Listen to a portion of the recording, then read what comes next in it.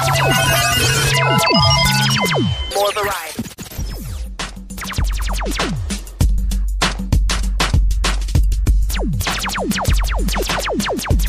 We ain't one at a time here. We're mass communicating. You're listening to Para X. Stirring the Cauldron is sponsored by McGovern Tour Design, creative custom tours featuring you as the tour leader. McGovern Tour Design creates itineraries that focus on your special interest.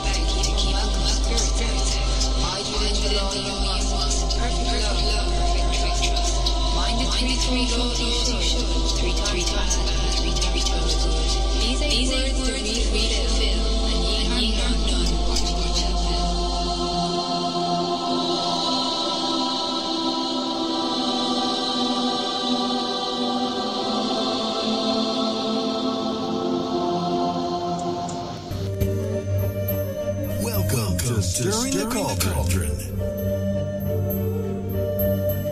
Now, here's your host, Marla Brooks. Hey, Merry Meet everybody, and welcome to Stirring the Cauldron here on the Para X Radio Network. Tonight we're going to be talking about Coventry magic with my guest Patty Shaw, who, along with her sister Jackie, owns Coventry Creations, a fantastic place to get candles, oil, incenses, and a whole lot more. Now, Jackie wrote a book called Coventry Magic with crystals, oils, and herbs, and since candle magic is one of my favorite things, we're going to find out more about that as well. So, maybe I can learn how to use my cauldron to its utmost potential. I might be able to just brew some candles in there. So please join me in welcoming Patty Shaw. Hi, Patty, and thanks for stopping by. Hello. Thank you for inviting me. It's my pleasure to be here. Well, I love candle magic, and I love incense and oils and everything. I always call myself a lazy witch because I don't always do the big ceremonial things. I love grabbing a candle and, anointing it and just doing a spell that way. It's really simple and easy, and it smells good too. So, and Coventry Creations is a great place, and we'll talk about that a little bit later. But in case people aren't aware, what is Coventry Magic? Coventry Magic is a book Jackie wrote to talk about how to do your magical spells by using candles that you can purchase through Coventry Creations. But she wanted to make it much more than just this is how you use Coventry products. She wanted to talk about the whole mechanics behind spell work and what will make a really good spell for you, and how you need to set your mind, and the ingredients you want to use, and how to pick them, and how to make the spell very, very personal for you. So there's a ton of information in this book, just about spell work even. I agree, and it's not, because I've seen candle magic books before, and this book isn't just one of those pick a color candle, anoint it, light it, and poof, you're done kind of books. Right. It starts out by explaining when to use magic, how and what to expect, what people take as good news, the magic works, every time we use it, guaranteed, which is something that people are always a little doubtful about, and as well as I do, if you're not sure of your spells, they won't work, if you throw doubt into them. But it also warns that we're taking responsibility for our actions, and that it won't always work the way we expect it to, and we've all found that out in strange ways. But that we need to be open and the way it manifests. And working with magic is life-changing, isn't it? It really is. Working with magic shows you exactly how you're built, really. The cool thing about working with magic and doing spells is that you kind of can find out and figure out what's going on in your subconscious. And some of the magic does include learning more about yourself. So when your magic doesn't work or your spell doesn't work the way you expected it, you can pretty much figure out that you are the block, or you believe in something, and that's what your magic kind of hooked into. And she does talk about in your book how to or consider that you got to clear your own house, clean your own house before you can really get going and setting that magic in the direction that you want it to go. She talks about creating your own reality, but we all know that we create our own reality every day, so it's time to sit down, sometimes look at and analyze what is my reality, what have I created, and why. And that's all part of the magic, too. It is. And I'd like to say now, if anybody has any questions about working with candles or magic in general, please send me a private message, or you can send one to Tim, either way, and we'll get the questions off to Patty, and you'll get some answers. Now, I love the good news, bad news quote in the book, where Jackie says in part, the good news is that once you open the door to magic, you can change your entire reality if you work hard enough and smart enough. And the bad news is once you open the door to do magic, it demands that you evolve and grow. That your old belief and limitation will no longer fit your expanding spirit. And that is so true on so many levels.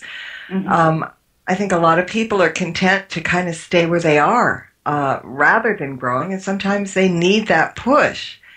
And magic will certainly do that. Absolutely, it will. And it's a teacher, always a teacher, because sometimes it doesn't occur to us that there's more, and that there's more potential in our lives or for us. And I think that's what drives us to try magic, is because we need some sort of inspiration or some sort of evidence that there's more to us than what meets the eye. So I like how she addresses that potential for everyone, that the magic is kind of the healer too. Yeah, and she's also stressing that anybody can do it, because I think a lot of people are afraid that, if they're not, if they're not pagan, if they're not a witch, it won't work. But that's not the case at all, is it?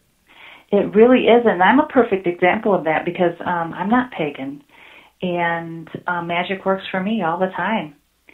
And you're right, a lot of people are very worried and concerned about the methodology that they want to choose or the mechanics of it. They get really scared that if they don't do the spell exactly right or exactly perfect or follow the recipe exactly, their spell is going to fall apart. It's a lot of like baking or cooking. You have a basic recipe that you follow, but every cook, every baker knows that if they own it, they own the process of their creation, they'll really make something that's much better, possibly, or it suits who they are better than any spell that someone else could write for them, or any recipe that anyone could create for them. There's a lot of room for personal creativity in spell work. So I say, take some chances and be courageous and get out there and try your wand, see how it works. Mm-hmm. Exactly. We just got a question from in chat. Pirate wants to know, if you only light the candle and meditate on what you were expecting, is that all that's needed? Or is there a beginning and ending to a candle spell? I would say that lighting the candle and setting your intention is probably the very first step. Mm-hmm. The process that of doing a spell and working with candles is you could read the book and look and learn from Jackie and what she does. But if you think about everything that you do has a beginning, middle, and end, that's going to start help you kind of just imagine what it is you need to put together for your spell. So the beginning is what you desire, what you want to do, what you're going for. And the middle would be putting all of the pieces that will support that intention together. So you have your candle, you want to pick the color, and you'll want to pick the elements of what you want to use to dress the candle. There's specific herbs or oils that you want to add to it. There might be something you want to write on the candle, a symbol to put on it. This all brings some energy to the spell to support what it is that you're going for. Mm-hmm. And then part of that middle piece is, what do I need to let go to make room for my intention to manifest? And then the end would be letting go and let all of these pieces and parts do their job, do their work. Exactly, and I was taught with candle magic that when the candle, there are certain spells that you let the candle burn out completely, and there are certain spells that you only burn the candle for a certain amount of time, and mm-hmm. we make it any way we want. But I was told that when you blow out the candle, it's always good to gather the smoke and rub it between the palms of your hands and then open your palms upward, so the intentions and everything go into the universe, which is kind of a nice way to end it. I mean, it is really nice to do that, because it feels like what you're doing is you're grabbing that intention and you're holding it in your hands and you're owning it, and then you're presenting it again to the universe, saying, yeah, this is really from me.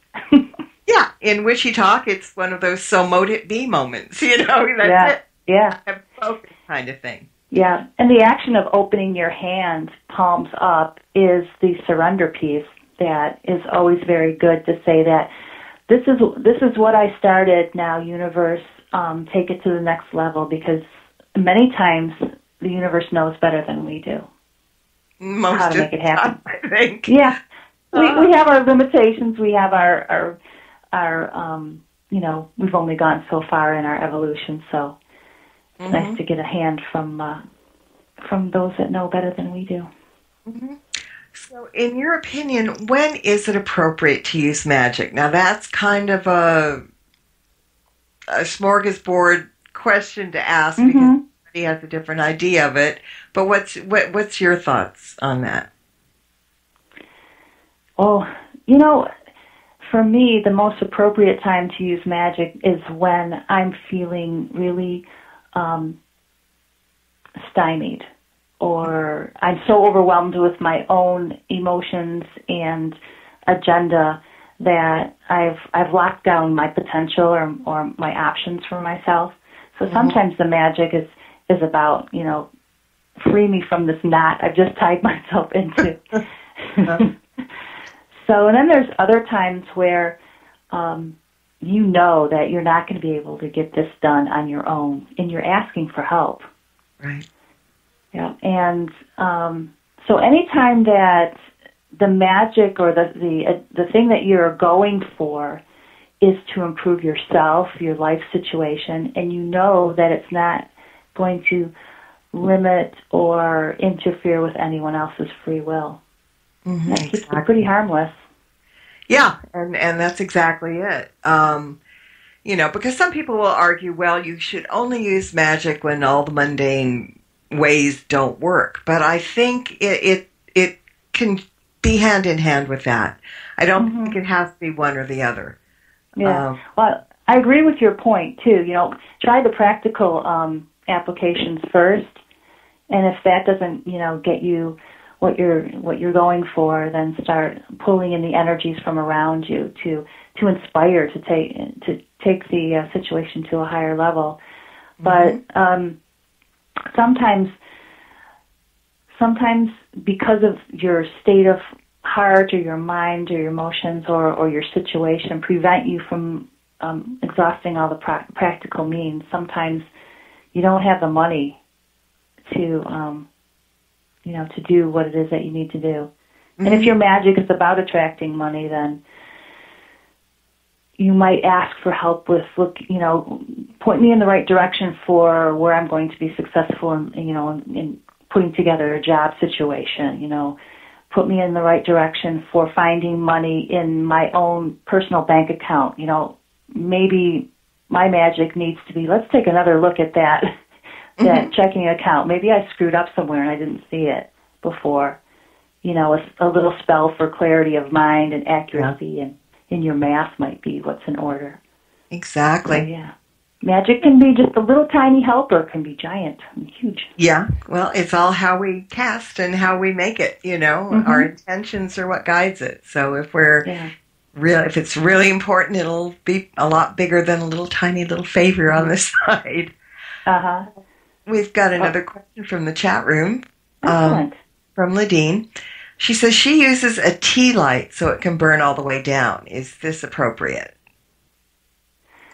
It is. It's fine, because what you want to do is, bring in all the elements and the transformational qualities of the flame, and that's the alchemy that you're going for, and using, firing up your magic, so to speak, and starting that combustion.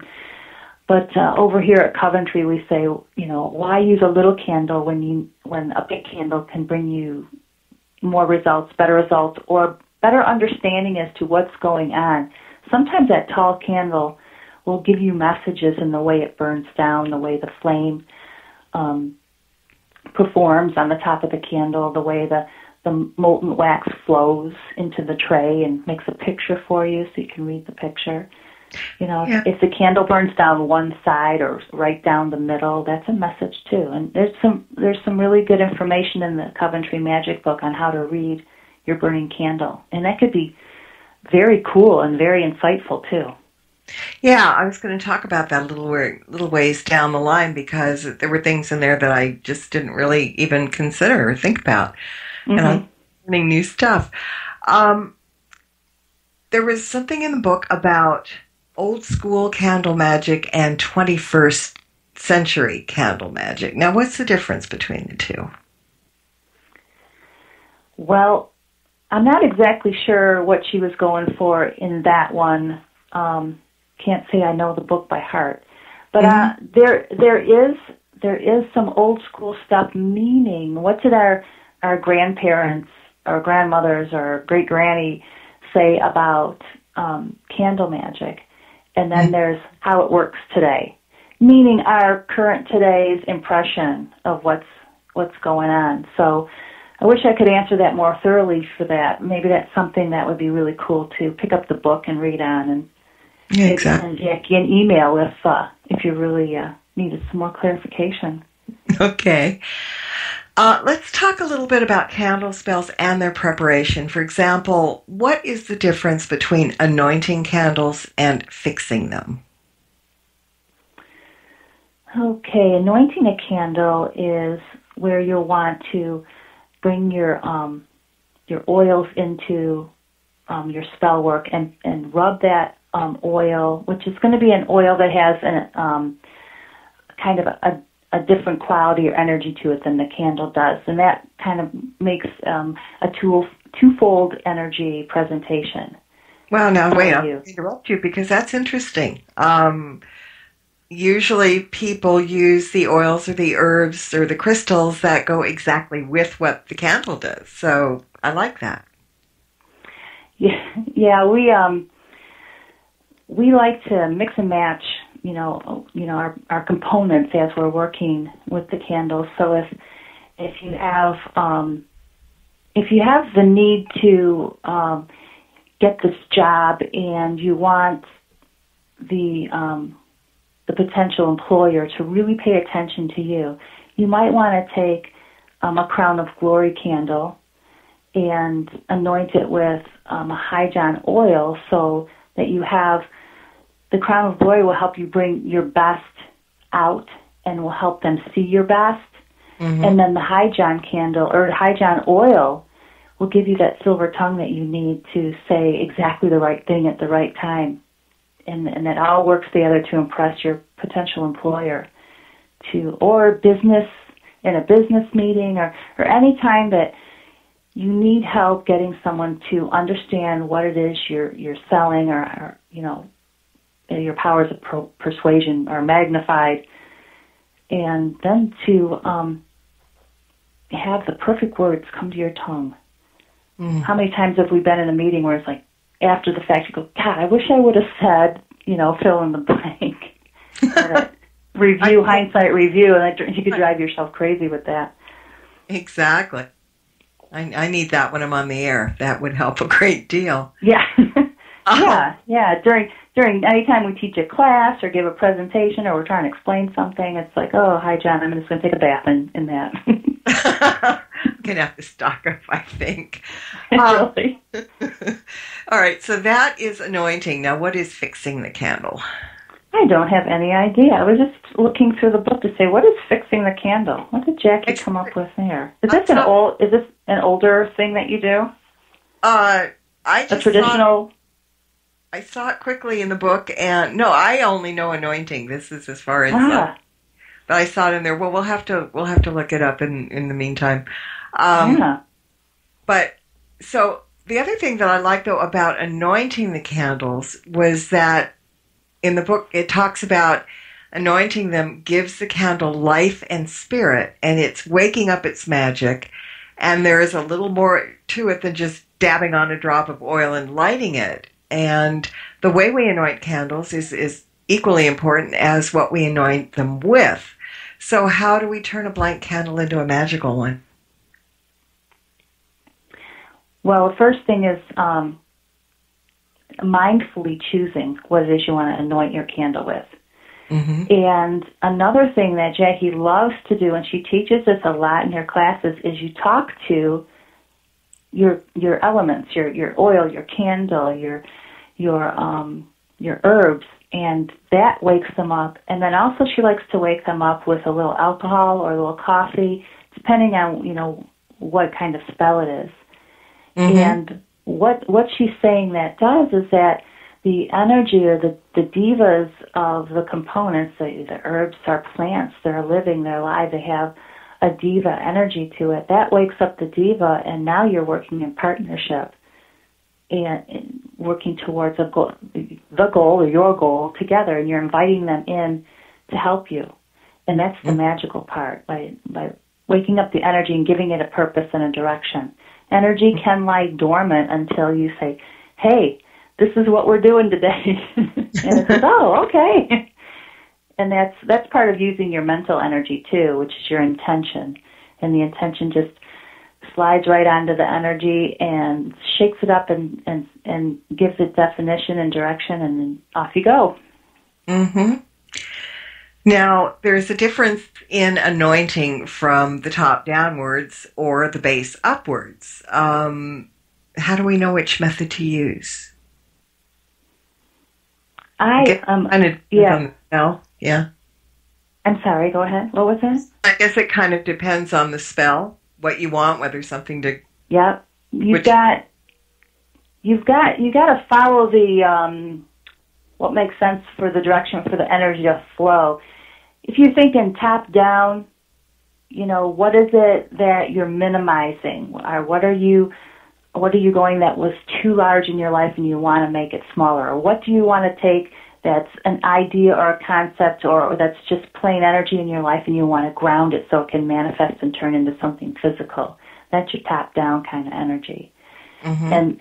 And bottom up is you just think of it the same way. What do you want to have grow? What do you want to blossom and bloom in your life? What do you want to take from a seed into, the giant oak tree, kind of an idea? What do you want to have finish growing?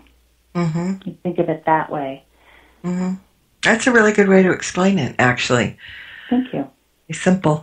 Now, another thing that people do, and I've done this quite a bit, is a bit of candle carving before we start. Mm-hmm. So what is candle carving and why do we do it? Candle carving is taking your intention or the person, the object, or the situation that you're focusing on and carving it right into the candle. You can use a pen or a pin or a nail, any sharp object, a paper clip that you've unfolded. I've done that. You can carve into the side of that candle the name of the person that you want to have a better connection with, or someone that, for your love spell. Maybe you write you've been in a fight with your significant other and you write their name on the side of a heart candle and you're asking for forgiveness and asking them to be open to your apology and to pause a minute to listen to what you have to say, explain yourself in the situation.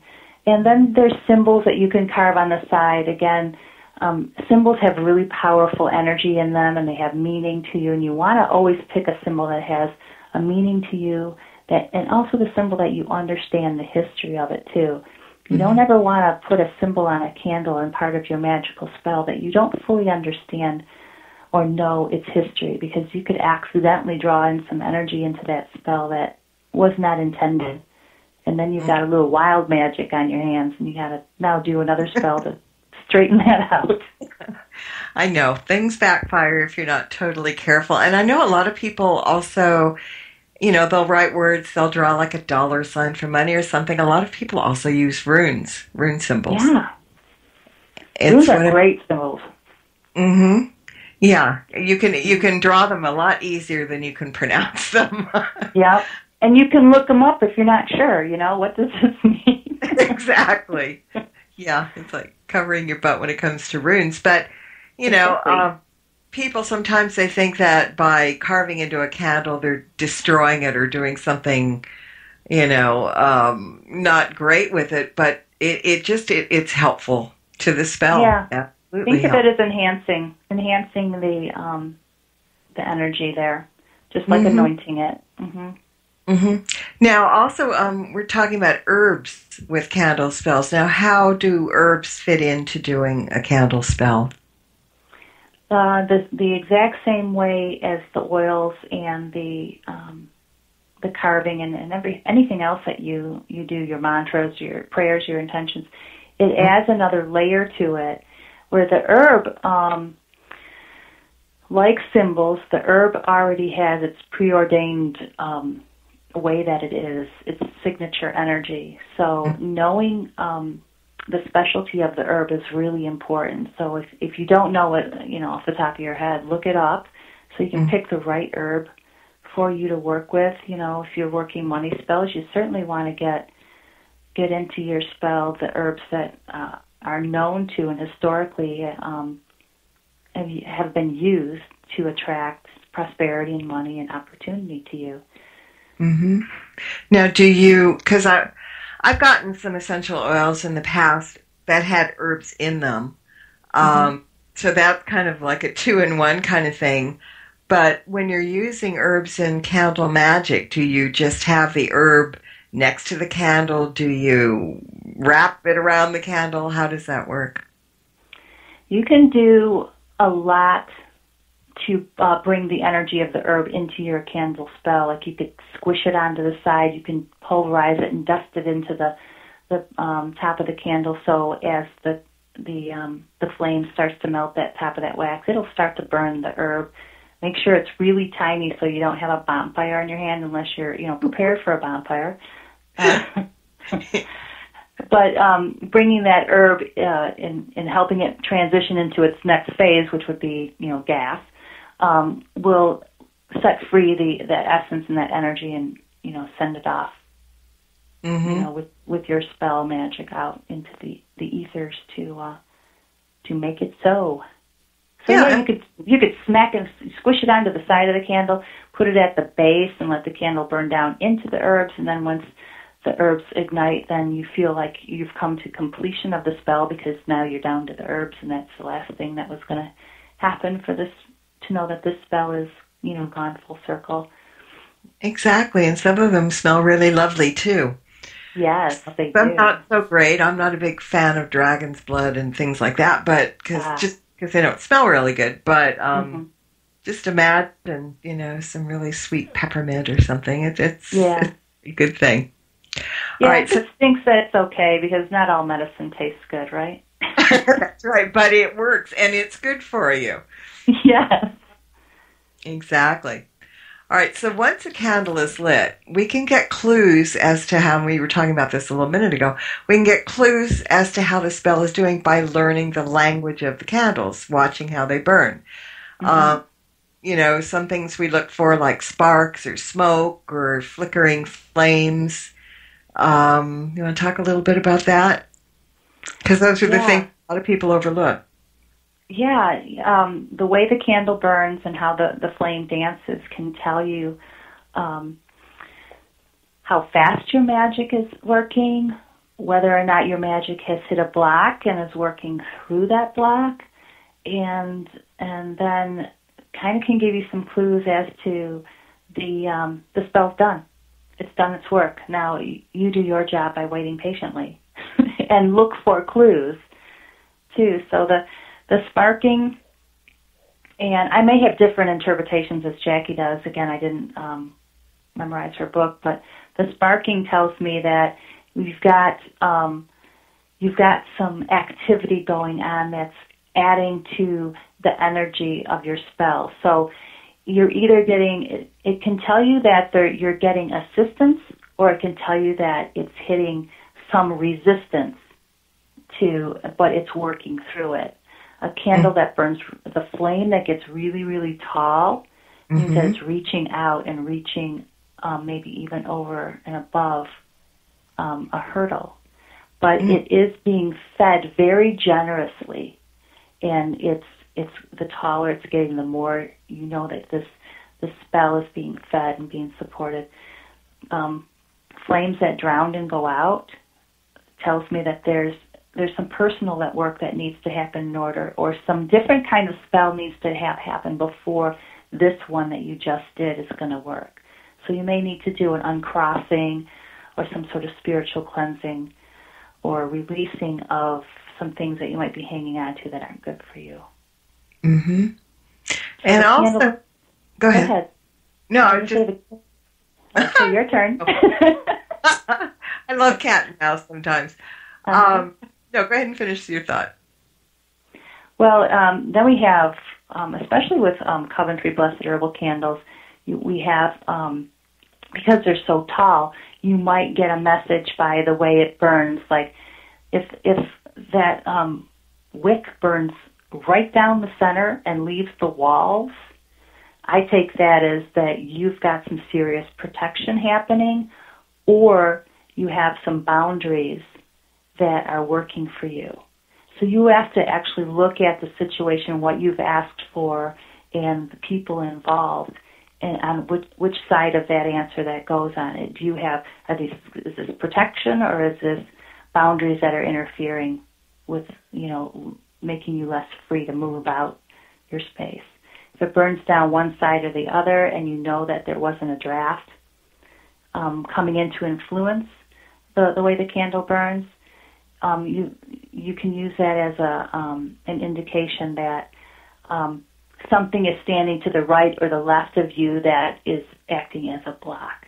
And so the candle is only able to burn on the opposite side, where you have more freedom on the opposite side for the energy to flow out and go and do what it needs to do. So that's telling you might have to do some more work around the situation to make you free on all sides. Okay. Mm-hmm. So actually, in a way, it's kind of a divinatory thing, watching which way the candles burn. And sometimes you see things you've never seen before. When Reverend Tim and I did our Halloween seance on air, I had a candle burning, just, a regular votive candle, a spirit candle. And I wasn't paying attention to it. It was burning fine and everything. And when it got to the point that it was almost out, I turned around. I've never seen such a massive wax going in all different directions, up, down, and sideways. It was really and I didn't know how to read it. I figured Tim must have had something to do with this, but it was the strangest thing I'd ever seen a candle do. I mean, it dripped, it dropped, but it burned down the middle, then it burned down the side and over the, this way and that way, and just like lava pouring out. I mean, it took me forever to kind of clean it up and get it back together. And so I guess maybe sometimes the way it burns is a big mystery as to how to explain it. But we were doing work, and who knows. Yeah, that's when Jackie and I pull out the tarot cards. Say, can you explain this to me? What's going on? I know. I was having one of those what the heck moments, Mm-hmm. Yeah. We've had people see pictures in the way the wax drips. Like, what's really fun is when you get a heart after doing love magic. Oh. And that has happened, and it's really, really cool. I like that kind of stuff. I mean, obvious, it again, being lazy, obvious symbolism is really a good thing. Oh, yeah. I'm a big fan of obvious because I'm not necessarily super great at puzzles and things like that. So when there's mercy on Patty and they just come out and tell her, she's very, very happy about it. Well, and those are the important things that you need to know, and that's why they make them so obvious, so Mm-hmm. they fall by the wayside. But, another use for candles, and when I was growing up, we learned how to divine with the flames. And that's when I was reading this about the flickering flames and the sparks and the raising and shrinking of the flame. We used to do a thing where you would light a candle, you'd be in a room, no air, all that good stuff, mm-hmm. and you would talk to the flame. And if the answer is yes, you would kind of give it instructions like you would with a pendulum, show me yes, show me no, show me maybe, mm-hmm. thing. And then if the candle got really, really tall, that's when you kind of, better watch out. And then flickering flames meant that perhaps the spirits that you were talking to weren't real happy, or it sparkles. So, I mean, there's so many different kinds of ceromancy. And mm-hmm. people with smoke, they'll take the smoke and hold the paper over the flame and get the picture on the paper before it burns. Enough ways it doesn't burn. So do you ever talk about those different types of uses for divination with candles? Yeah.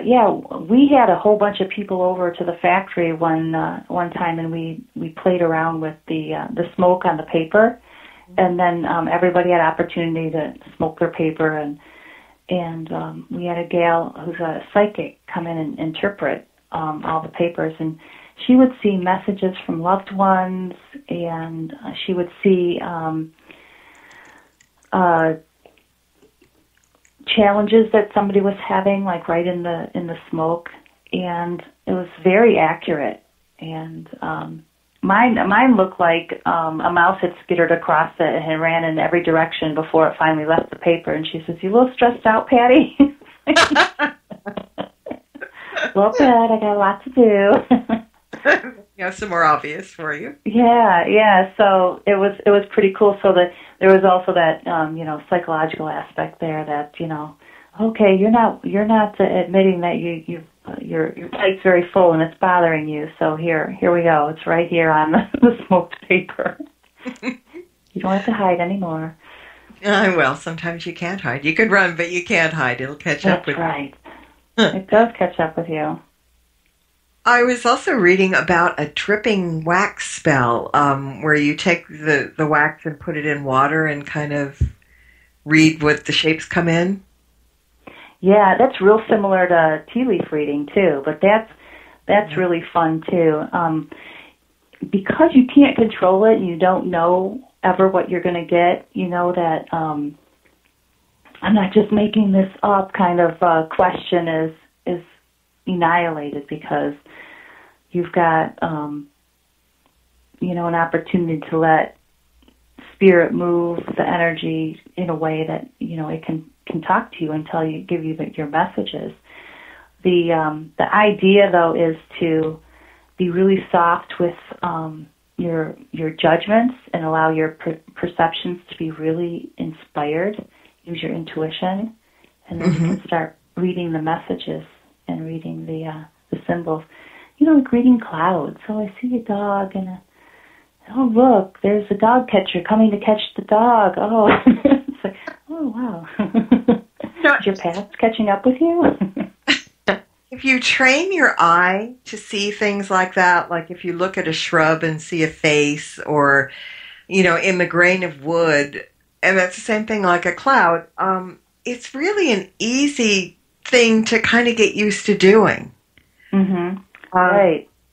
And it's important to look for those things, I think, because it's not always, it's not your eyes playing tricks on you, and you don't see it all the time, but sometimes there's a message there that you need to see, and you just happen to look over at something, and there it is. So it's really open-mindedness in that area. Yeah. And I think it's important to pay attention to those little silent questions you ask yourself, those wonderings, those what-ifs that kind of float through your head, because the universe is always trying to answer those. Mm-hmm. And your answer may come in when you drip the wax into the water, or smoke a paper, or watch how a flame is burning.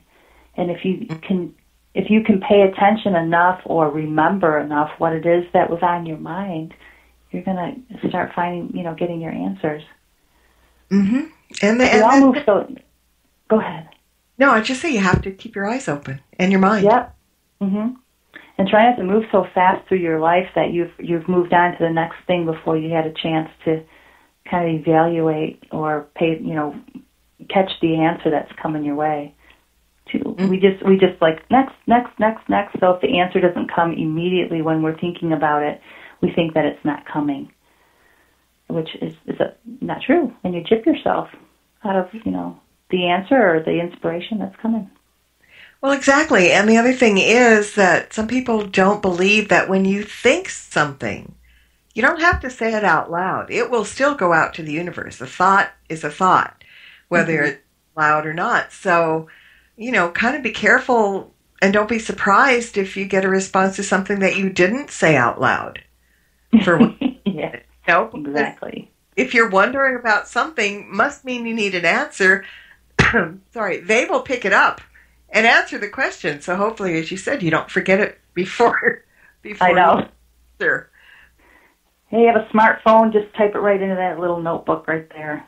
Mm-hmm. Yeah, exactly. Now, here is a spell that I glanced at the book that I'd never heard of, and that's called a moving candle spell. How does that work? What page are you on? I don't know. Okay. Well, I'm not there now. But okay.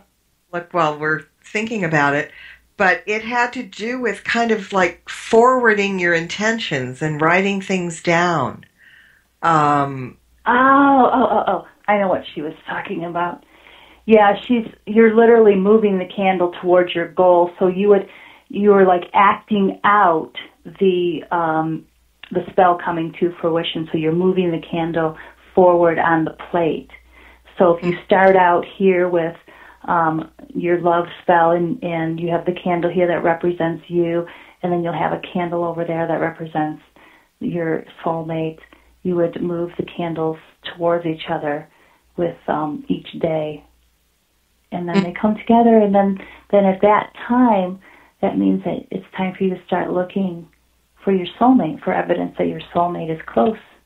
Mm-hmm. And you can do moving candles with any subject matter, really.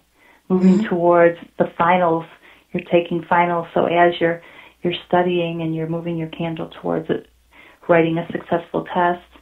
I mean, anything really. I think that's a great idea. Never thought about it. I really did learn quite a lot from this book. Okay, now some things that people overlook, and I fall into this category at times, is actually doing something with the wax when we're done with the spell. I always kept the wax, once it was there, especially candles that smelled really good. And thought that perhaps one day I'd gather them all together and make a big potpourri candle. Uh-huh. As I was reading the book, I'm not sure that's such a good idea because I'd be mixing spells. So what do we do with the leftover wax to support our spells and not jumble them up like I would have done? Jackie's a big fan of returning the energy to the earth or doing something that indicates that this spell is done, so you're turning the spell off. Mm-hmm. So you could be prepared with a prayer or a poem that you say that, thank you for your service, and now we're done with this spell, and I release the energy into the earth or to the sun to be completed. So there's an ending point, and you do your thank you and your gratitude, and you say, we're done. Now, the burying of the wax, returning it to the earth that way, is another way of doing it. So you're putting the candle to rest. It's done work for you, and it's done, and now it's time for it to rest. But you don't want this energy to be available, to anyone else, or like you said, mixed in with any other spell work or candle or anything. So it doesn't create chaos for you because you get too many things going on at once. That's all we need is more chaos in this world. Yeah. Some people love it. Some people don't. I'm not a fan of chaos magic or chaos in general. Yeah. Kind of need it simple and easy. But somebody in the chat room, I think it was Ladine, in the chat room said earlier on that when she finishes the spell, she pours the wax out. And returns it to the earth. So, I think, it's not ashes to ashes, but it's just giving back what you took, basically. Right. Returning to the mama. There you go. And she appreciates it, and, Yeah. That's what we do when we ground. We're releasing energy that's become chaotic to us. We don't know what to do with it, or it doesn't feel right to us anymore. So we ground, and then we can release all our excess energy into the earth, and she welcomes it. She knows exactly what to do with that energy. She's like a giant filter anyway. Oh, yeah. Yeah. So that's what I really like about that. And that's the same principle and idea with returning your spell work to the earth. Mm-hmm. Yeah, she'll dismantle it for you. Yes, she will. Who can do it better? Now, before we run out too much out of time, I want you to tell everybody about Coventry Creations, which is celebrating its 20th anniversary this year. And I was on the website earlier today, and I fell in love with your Witch's Brew candles, particularly the Newt candle and the Spellcaster candle, which you also have, interestingly enough, in candles, incense, and oil forms. But you've got That's right. more, so tell us about the store. The store is in Ferndale. It's a really cute little garden level store in an ancient old building. So we have a big old boiler that blows up usually every winter and creates chaos in our life. But we love this old building. It comes complete with ghosts and friendly folks like that. But in our store, we carry the entire line of Coventry products and then other magical tools. We have a little mini apothecary there for people who like to add raw herbs and crystals and things to their spells. And then we have a lot of cool decorative stuff just because it's just nice to have our statuary and stuff for our altars. And so it's a very pretty store. It's for anybody, too. You don't have to be magically inclined to shop at the Candlewick shop. There's all kinds of stuff there, pretty smelling candles just because they smell good, and pretty containers. That's it. I mean, so to choose from. I just... Yeah, something for everyone. And I was looking, and I was getting cross-eyed, and I was thinking the big money store right now because there's so many of these things I want to get. We'll be here for another 20 years, so you can take your time. It won't be that long, but hey, I'm going to give it a heck trying. So when people, like a lot of people use incense with their candle spells. I do. I like to. In addition to anointing and stuff. So as we were talking about before, adding a little something different to the spell, a different kind of incense with a different oil and a different candle and stuff, it's all there, you know. I think it's a good idea to kind of get creative when you want to put this stuff together. You know, we can trust our own judgment not to, you know, blow up the world or anything. But it's nice to have layers and the oil, the incense, and sometimes, you know, crystals or whatever. All together, it's a really good thing. I mean, I love kind of creating that and waiting to see what happens. It's always usually good. For me, if it's not good, it just goes poof, doesn't work, you know. But we have a candle for that. There's a candle for everything, I'm sure. And this is what's so great. And as you said, like your candles are compilations of different things. You know, you go to most places to get a candle, you get the green one for money, you get the red one for romance, you get the white one for peace and serenity and healing. And you have those too, right? Yeah. But a lot of your candles are the compilation candles. They've got, you know, under the heading like witches brew candles and stuff, and there's a whole bunch of things under there. So it's kind of easier too, you know, if you're looking for exactly one particular thing, it's right there to find in front of you. Right, and that was the whole idea behind the concept of Coventry Creations candles, was to make this kind of a no-brainer for anybody who wants to do some magic, do some spell work or some intention work, but they didn't want to get into anything else. And then you could also take a Coventry product and add it to your spell work, add it to your altar, make it a layer of your spell or your magical intention also.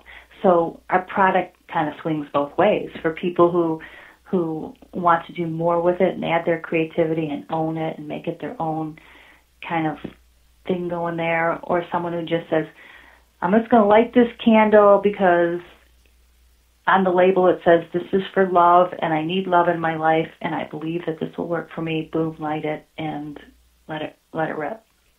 Mm-hmm. And I don't like to call you or anyone else a lazy witch. I just think there's a practicality to that and efficiency to that, where we have done a significant amount of the foundational or back work for you, so you could just light it and know that that you are on your way. And every candle requires you to put your energy, your intention into it. So. And just by holding it and lighting it and thinking about what it is you're trying to accomplish can be enough. Mm-hmm. I was just going to ask you that, you know, because some people feel they need to consecrate candles when they get them. Some feel that they need to put their energy into them. And some people, no, I'm just going to light it. And it can work that way too, but it's so much more powerful when you put your own energy into these candles. The more effort you put into anything, it changes the results. It changes the process. So, again, however you want to approach the magic, whether you're timid or whether you're like all guns blasting, it's cool. Coventry can be a part of that with you, and we are happy to do it. It's what we get up for in the morning to help people create magic in their life and create their own reality the way they desire it to be. And we have developed some great tools and systems to contribute to your journey and process. Exactly. Let's get the website address out because people can also buy online. Yes, they certainly can. It's really easy. CoventryCreations.com. There you go. You go to that website, and it's got everything you need right there. Plan to spend a good amount of time because, you think you're going in for one thing, and then you just look over on the link thing, and then, oh, there's that, oh, there's that, oh, there's that, and then you take this and this and this and this, and pretty soon, an hour has gone by, and I know. Your shopping list ready, so. I know. Your shopping cart gets full pretty quick. It's fascinating. Yeah. The other thing I want to mention, too, about candle magic is multi-candle spells. Because some people think you only need one, but sometimes, more is better. Yeah, we don't do anything simple over at Coventry. More is better. We love more. So when I burn candles, I generally do 3 because it just feels like I've got the beginning, middle, and end right there. And I'll work those 3 candles together, and I'll pick the 3 candles that feel like, this is going to, get my whole story in here, and it's going to cover all my bases.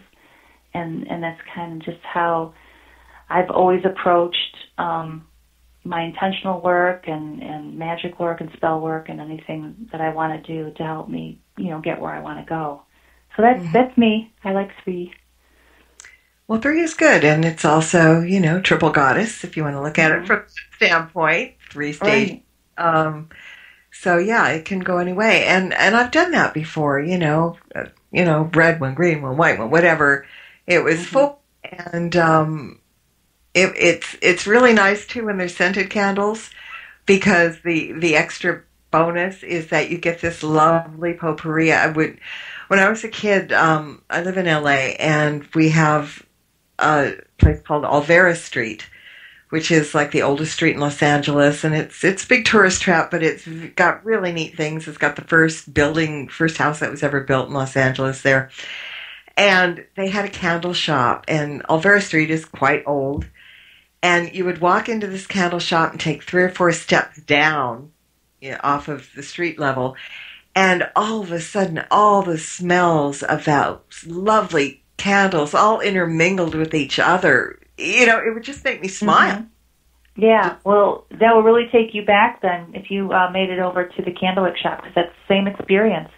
People will come off the street, come down the stairs, that I had to come in. I had to find out what that smell was. It's so beautiful.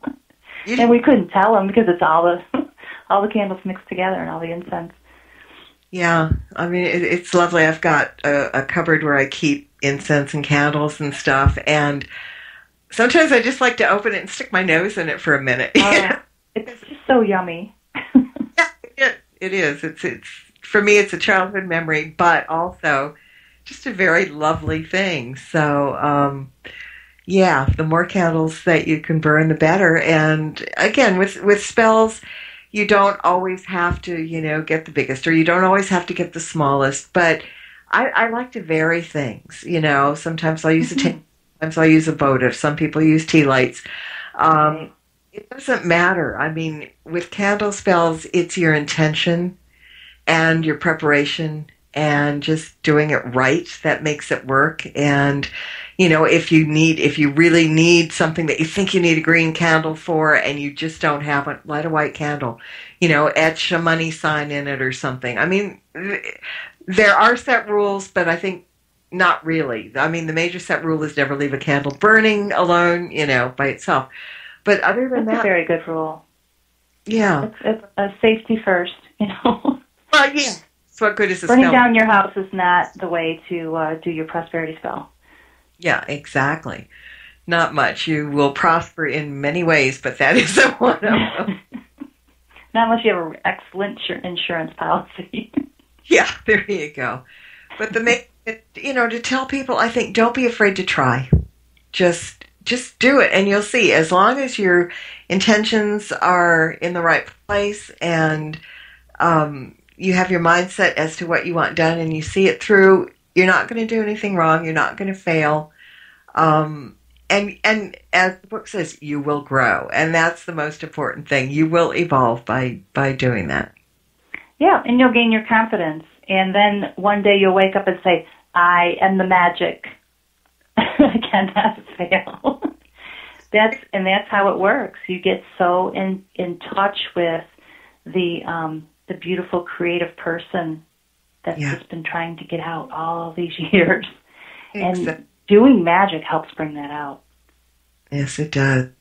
And you'll realize that it's, hey, whatever magic you do, it's going to be beautiful because you're coming out there and you're dancing with the universe. I love it. I love that creative process, and I love to watch people get back in touch with their spirit by doing the magic.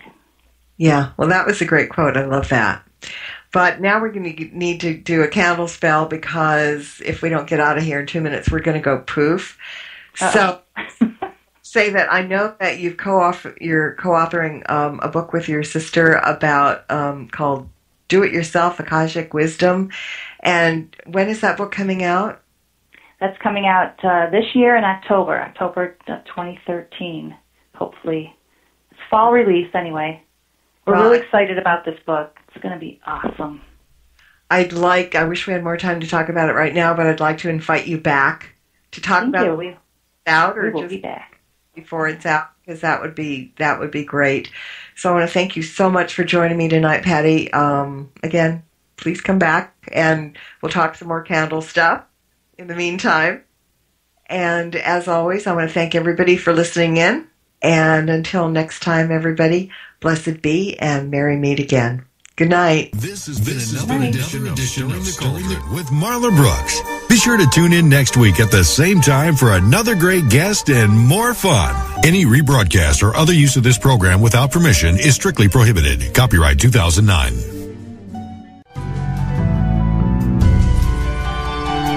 You have been listening to the Para X Radio Network.